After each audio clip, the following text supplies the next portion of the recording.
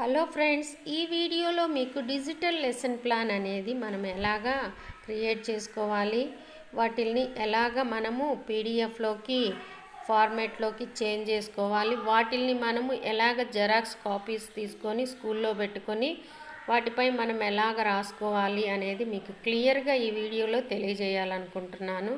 ఇందుకోసం ఫస్ట్ మనము ఈ విధంగా ఉన్నటువంటి మొత్తము ఎంటీ జెరాక్స్ పేపర్లని మనం తీసుకోవాలన్నమాట. తీసుకున్నాక ఎక్కడెక్కడ ఏ స్టెప్స్ ఎలా రాయాలనేది కూడా మీకు ఈ వీడియోలో చూపించటం జరుగుతుంది. ఫస్ట్ మనకు వచ్చేసరికి topic, number of periods, time line to teaching అని చెప్పేసి, next concepts, next prior concept skills అనేవి మనకి ఇవ్వటం జరుగుతుంది.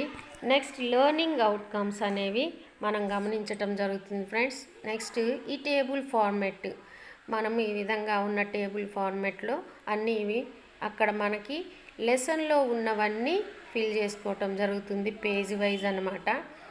ఈ విధంగా పేజ్ వైజ్ అన్నీ కంప్లీట్ చేసుకున్నాక మనకి లెసన్ ప్లాన్ అనేది అయిపోయిందనమాట.